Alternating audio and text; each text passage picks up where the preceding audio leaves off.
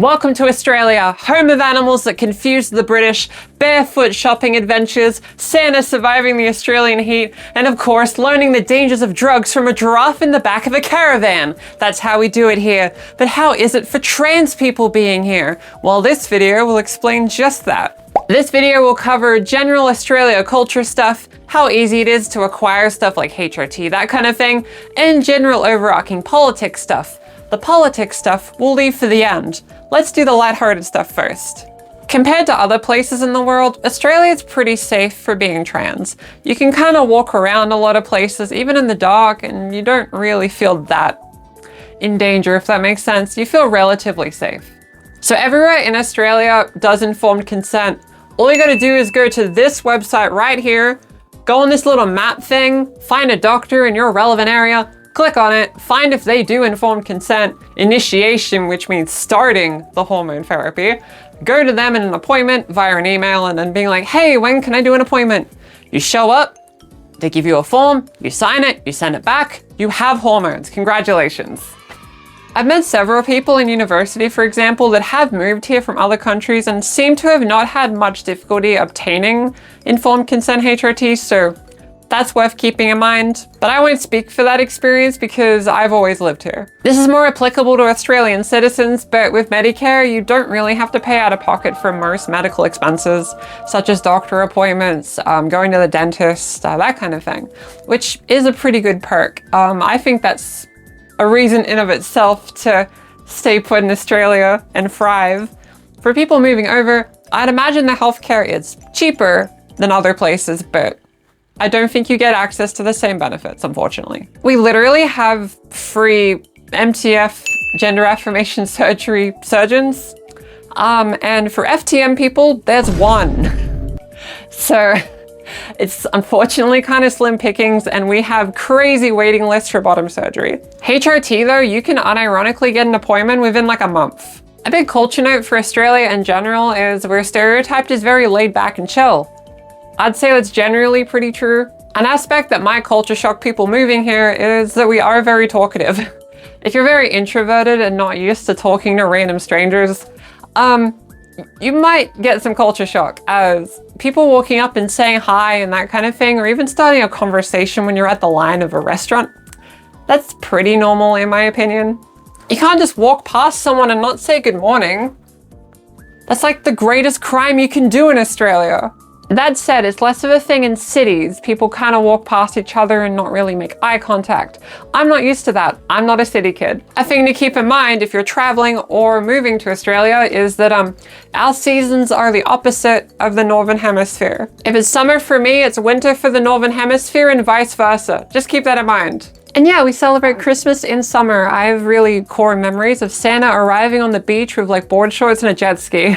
So watching all these movies set in a winter wonderland while I'm kind of burning in the Australian sun, that really confused me when I was little because I didn't understand why they got snow and we didn't. In preparation for this video, I actually looked up common culture shocks in Australia, and every video mentioned the whole people wearing no shoes to the shopping center or anywhere.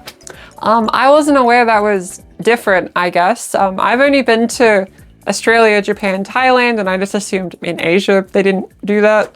But apparently in a lot of places, people don't go to the shops with no shoes on. So I didn't do it personally, but I can confirm that stereotype is true. Now for the slightly boring but relevant part of the video, politics. I think when you think of either moving to Australia or staying in Australia or traveling to Australia, you might have questions about politics, right? The world's pretty loud lately, but I'm happy to say that Australia doesn't really have a lot of the pitfalls that a lot of other places have. Australia happens to have preferential voting, which means you can pick in order who you want more or less.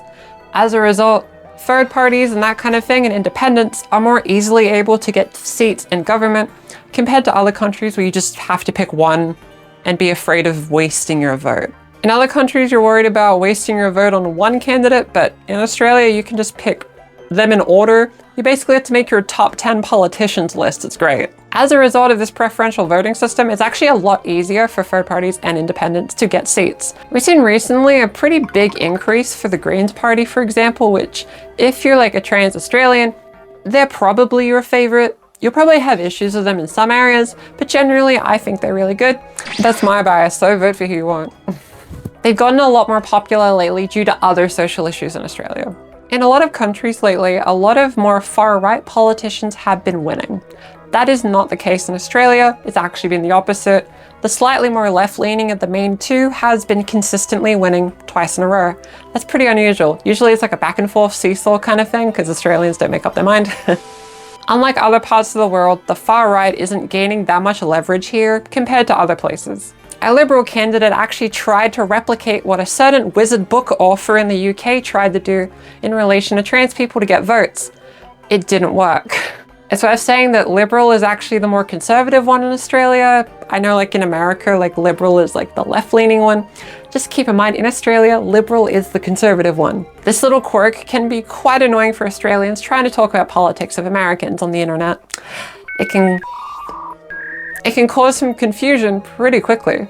But yes, that one Liberal politician did attempt to weaponize transphobia in order to get votes.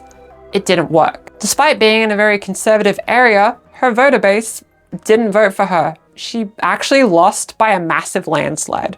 Any attempt she had to do events, such as at a bar, for example, it got counter-protested pretty hard and she was not able to get any footing. By all accounts, we were worried that a similar thing to the UK would happen to Australia. But it didn't. There was quite a big scare with this one thing called the Religious Discrimination Bill, which would have been pretty catastrophic for trans rights in Australia, but it didn't go through. They kept trying to do that thing other countries have tried where like they'll sneak a policy while we're all focused on another thing, but it just didn't work. In Australia, it takes a while for any policy to be policy. You can't just wake up one morning, look at your phone, and then the law's different. It's like, it takes time. It's worth understanding that in the political landscape of Australia, trans people are not the main characters. We're not really talked about that much because we're not really most people's concern. This can be a good and bad thing depending on who you are. The only policy that's negatively affected trans Australians was a puberty blocker ban in Queensland, but that's being debated against and might be undone. So don't view it as a sign of what will happen to every state, as that was a particular case. I don't think it will go to other states. Trans people don't really exist as a scapegoat in the same way as it might do in some places. Instead, the main talking point that most people go on about is like coal mining and housing crisis.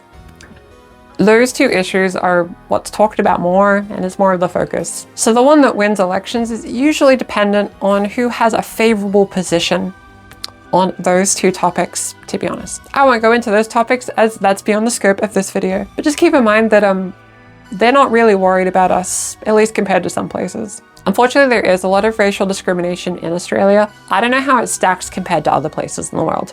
It varies so greatly, right?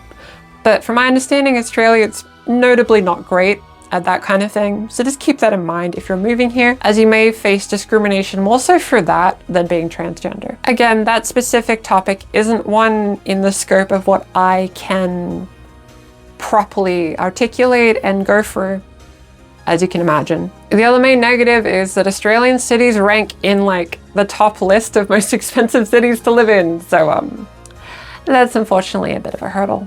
And that's my quick little rundown of what being trans in Australia is like. I'd say it's a very positive place to be trans despite everything. I think there's like great community. I think there's like lots of people here and we all stick out for each other. I think the trans community in Australia is really good and we've done a really good job at ensuring that Australia stays a place really safe for trans people to live in. So if you're thinking of moving here, I personally recommend it. Australia has a lot of really wonderful things to see and do, such as beaches and seeing wonderful wildlife that don't exist anywhere else in the world. How has there not been an Australian Pokemon region? That's my question. I hope this video is helpful. If you want to see more trans affirming content every week that's super positive, then be sure to subscribe, hit the like button, comment, and that sort of thing. As always, stay hydrated and know that you are valid. I'll see you next week.